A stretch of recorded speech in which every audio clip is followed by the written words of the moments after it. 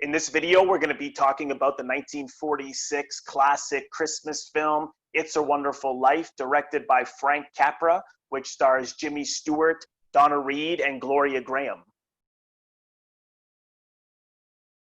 Or Coffee with Aliens at the Movies, a film education and film review channel. My name is Robert Bellissimo. I'm an actor and acting teacher. I'm Steve Chambers. I'm a writer and actor. And if this is your first time here, or if you haven't already done so, please consider subscribing to our channel by clicking on the red watermark subscribe button in the bottom right of your screen, and then click the bell in order to get notifications every time we release a new video or go live. It's a film that people watch every year during Christmas, but you can watch it every month as far as I'm concerned. I mean, it's not purely a Christmas film. There's Christmas at the end, and of course there's a lot of cheer, but really it's a beautiful reminder of life. I agree. Essentially about looking at what you have and how rich you are, because we always measure ourselves based on our ambition, based on our career, based on the kind of car we have, based on what's in our bank account, based on how far we went with our dreams, about how others perceive us. And George Bailey here, played by Jimmy Stewart, is exactly that. He thinks he's a failure because he didn't get the opportunity to pursue his dreams of being an architect and traveling the world and getting out of the small town in which he lives.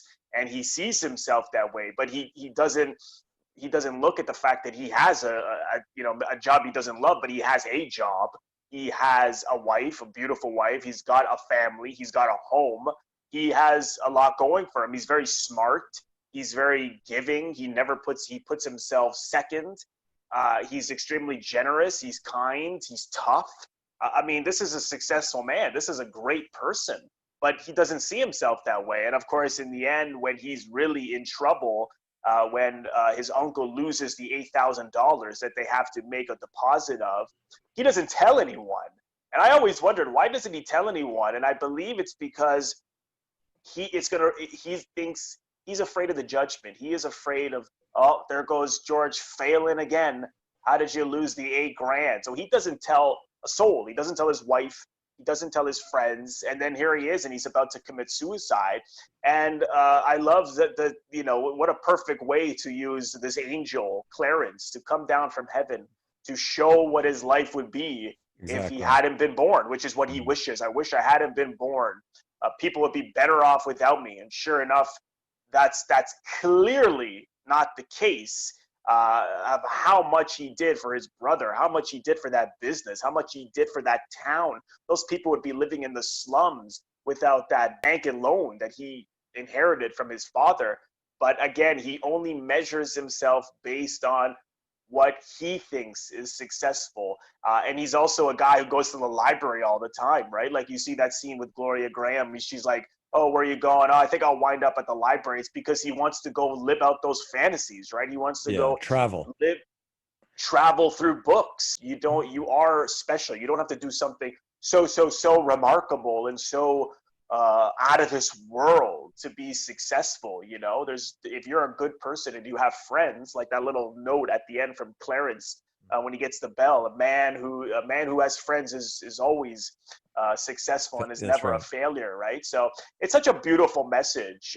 The genius of the ending is that yes, it is happy. I mean, yes, George really gains from seeing what his life would be if he hadn't been born, but at the same time, he still hasn't been able to pursue his dreams, and he likely won't be able to.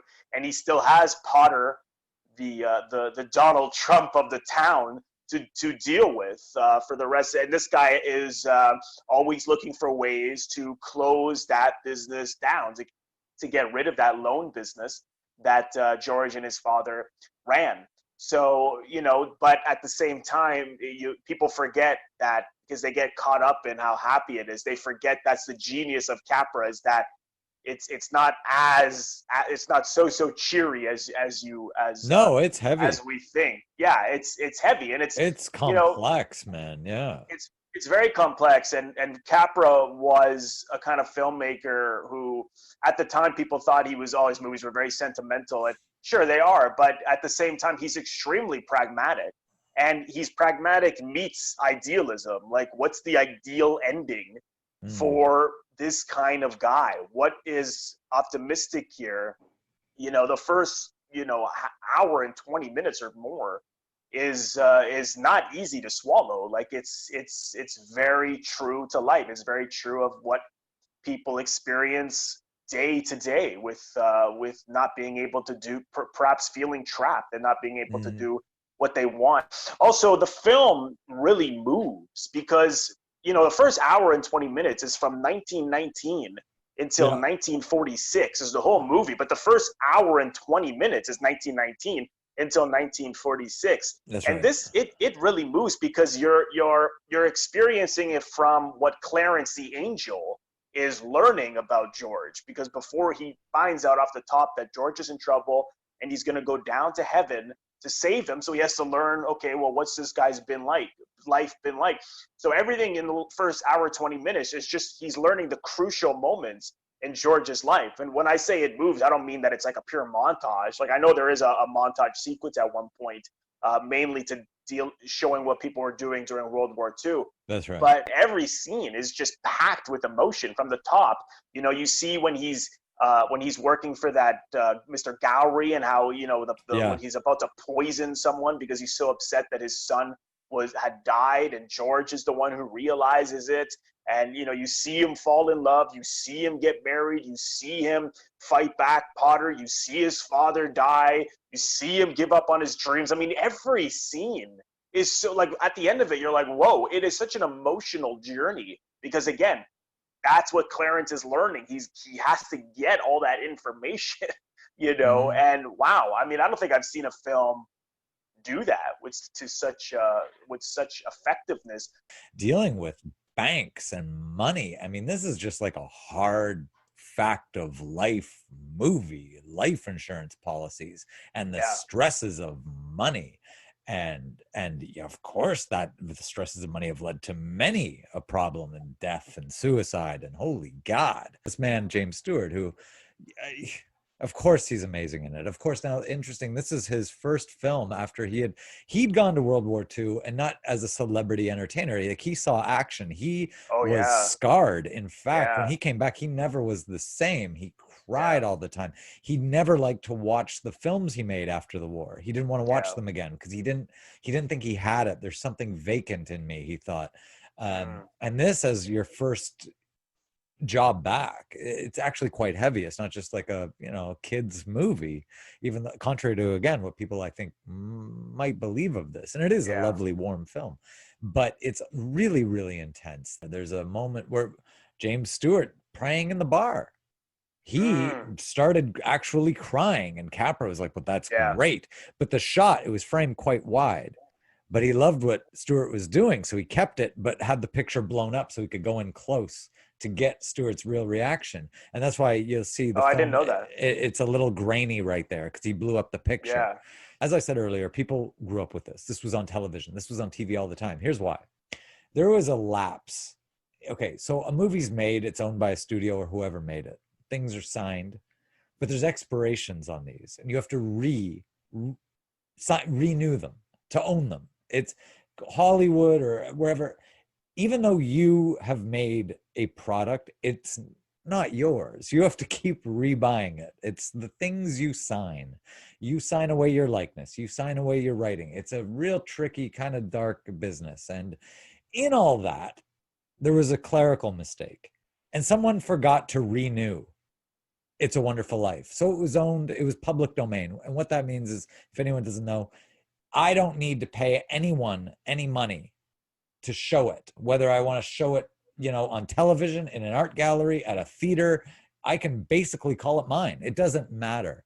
So in 1974, when the renewal was coming up, something happened, didn't get renewed. It was free. So now every TV network across the world could show this all day, every day. And they did. because, and I know you know this, Robert, but at 1946 or 5, I forget what year this was made, it wasn't a 46, big, yeah. 46, not a big commercial success. Critically, but not commercial. It really wasn't until it started running on TV all the time, Yeah, all the in time, the all the time. 70s. And in 1974, up until the 90s. In the 90s, that ran out, and Republic Pictures bought it back because they owned the original story, The Greatest Gift, that it's based on, and they owned the music. So now you will only see It's a Wonderful Life once or twice on television because it costs a lot of money to air it. But Right, what made it right. famous were those 20 odd years where it cost nothing. And I can't imagine anyone else other than Stewart, because you know, every scene, he captured the boy in the sky. He captured Oh, I meant to say that. He yeah, captures the youth. depth.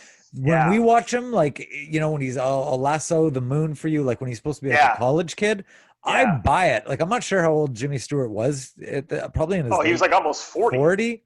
Yeah, Yeah, late 30s, 40. yeah, I buy, like, when he plays 20, and they're not using, I can't tell what they're, I buy it. And then when he yeah, plays his age or older, he actually seems more like he's closer to 50 by the end. I yeah, buy him throughout all of it, and I say that's a testament to just the subtle physical differences.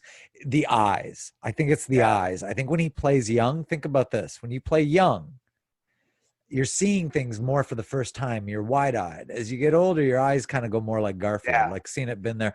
But he plays that wide range of ages so well. Oh yeah. I mean, it's just a testament to how good of an actor he is. I mean, every time he comes home from losing the money, and of course we have this contrast where everyone's so excited about Yeah, Christmas, we're going to stay yeah, up until, and here's this guy who's so alone in that moment, so isolated, so scared, and when he picks up yeah. his son and hugs him, and then he starts Oh, to break, and his wife notices, it's like it's perfect acting. Like it's I agree. so I raw, agree it's so so much. real, and you know, as you touched on, you know, he had PTSD as a result of Oh, the war, and he sure. was Oh, apparently using that emotional life for this character, which, you know, obviously worked so well. But yeah, I mean, it's a breathtaking film. I mean, yep. I can watch it again and again, and you can there is this. I don't know if you have it, Steve, but this is the I don't 60th. have that version. I my Yeah, Which one is that? this is the 60th anniversary edition, and it has Making of It's a Wonderful Life, a documentary featurette, and there's also a personal remembrance from his son, Oh, Frank that's Capra's nice. son, Frank Capra Jr.